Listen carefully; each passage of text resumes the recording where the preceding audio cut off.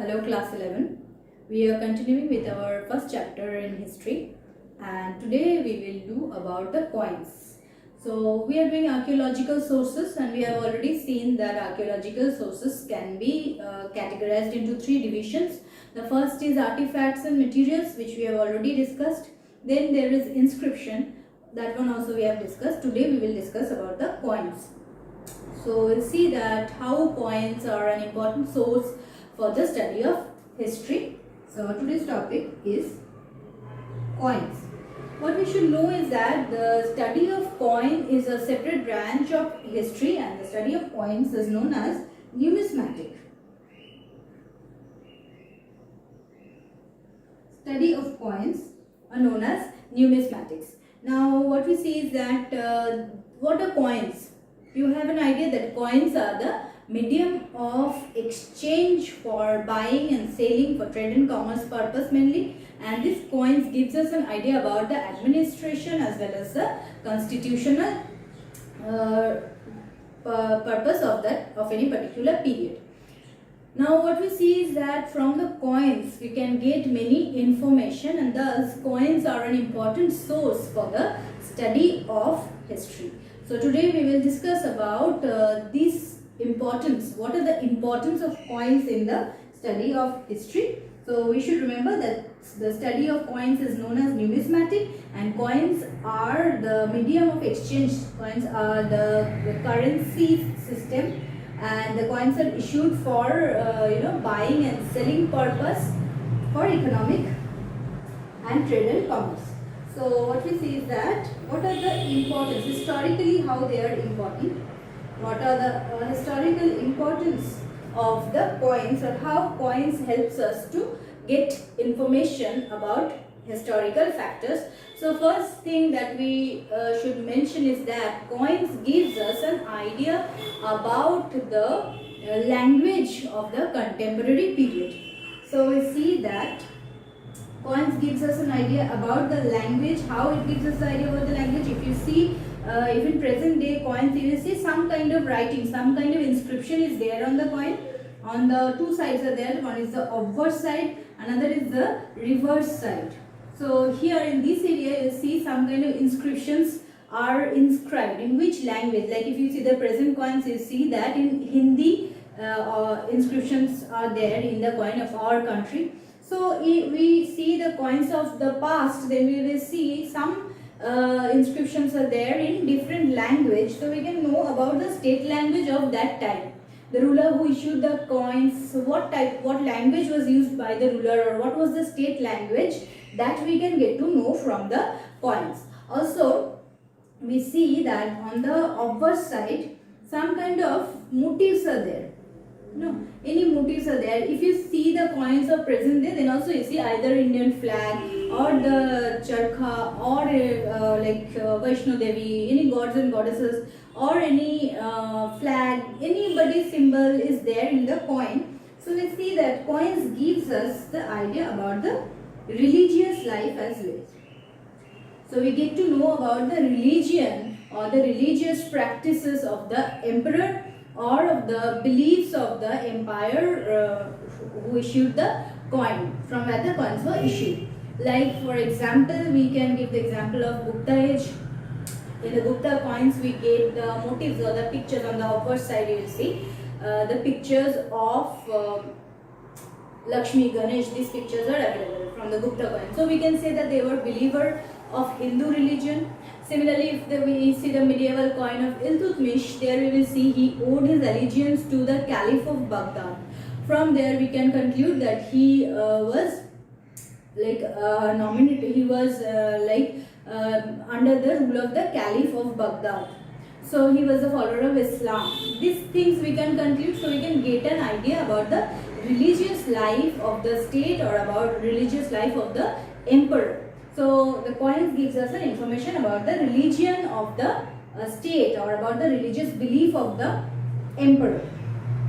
Next, what we see is that from the coins we can know about the culture of the particular period, like the shape of the coin or the size, shape, size, or the artistic design of the coins, we see that this also gives us the idea about the development of art and culture of the people, and sometimes cultural motives were also imprinted in the coins. So we can know about the cultural life of the particular empire under that emperor, what type of culture was developing and how far culture was developed. This information we also get from the study of coins. You know that in previous time various coins of various shapes and size were there. Even nowadays if we see coins of various size are available, and also we see some coins thickness are also different. Like if you see the 10 rupee coin and if you see the 5 rupee coin and 2 rupee coin, all are different.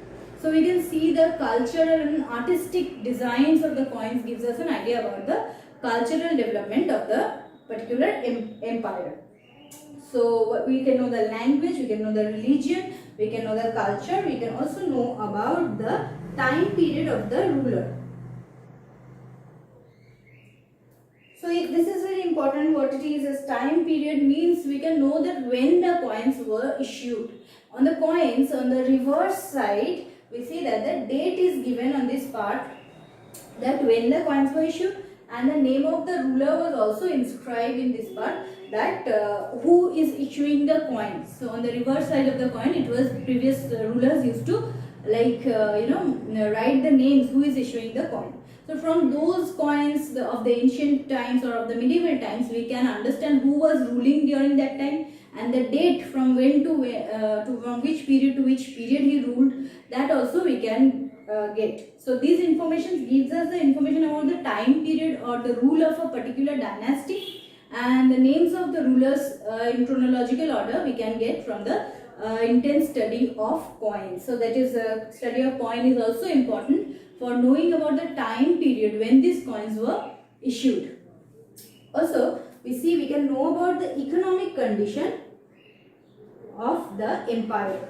Economic condition, how we can know? Like when the coins are issued, we see that the coins are issued in different metals were used for the issue of coins.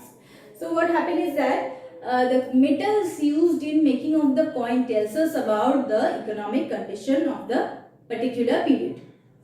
Like if say in the Gupta period the coins were made of gold, or in some other regions the coins may be made of silver, or maybe if there is decline is the denomination of the coin, then what happened? Copper coins are coming, then more deterioration is coming. If economy is declining, then different variety of mixed metals are made to make the coin. Like nowadays we see that tin coins are available in our country. So from the study of the metal, this study is another again a separate branch of study, that is called metallurgy, study about the metals of the coin. So from the study of metals of the coin we can know that what is the metal used for making the coin, and we can like understand the economic condition of a particular empire. Like if the coin is made of coins which are circulated, they were made of gold, we can say that economic condition was very developed.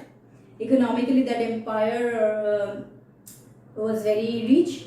But if the coins are made of a mixed metal or any degraded metal, then we can say that these coins were made of degraded metal, then we can say the economic condition was very bad. So this was the condition of the from economic condition we can know from the study of coins. Then we see that we can know about the trade and commerce of a particular period. From the study of coin, trade and commerce can also be known. We can know about the trade and commerce, like in which region the coins were sent and from which regions coins are coming. This we can also understand, like when the archaeologists are deciphering Harappan coins from Mesopotamia or Roman coins from the Gupta period, then we can understand that the Guptas had trading relation with the Roman Empire, because Roman coins are available from the Gupta period.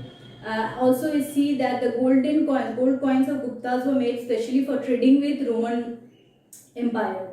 So these gives us an idea about the trade and commerce. Also we see that the Harappan seals, some of the coins, the medium of exchange during Harappan time was seals. So the seals, Harappan seals available in Mesopotamia gives us the idea that Harappans had trading relation with Mesopotamia. Or the Sumerian seals available from Harappa also gives us the Sumerians also used to had trading relation with Harappan civilization. So we get an idea about the trade and commerce of that particular region as well. So these are the important information that we can collect from the study of coins, that is trade and commerce, language, religion, culture, time period, economic condition of a particular empire, everything we can know. Also we can know about the like extent of the empire, expansion or extent of the empire. We can know how far the emperor is able to expand his influence. So the coins which are available to us from ancient time, if we see these coins are available in which places, so we can understand that these rulers' coins are available in these places is a proof of the fact that the ruler had expanded his rule so far. So these are the information that we can collect from the study of coins. So thus the study of coin as a separate branch of history, or the study of coins as a important source of archaeology is very important. So the question that can come from this part is that what are the importance of coins as a source of history, or what are the information that we can get from the study of coins. These are the two long 8 marks question that can come. Whenever we are writing this answer, we have to give a short like introduction about coins. What are coins and what is the study of coin known as? This will be our introduction. Then we will explain these coins in detail. So we'll keep it till here today. Next day we'll start our another new topic. Thank you.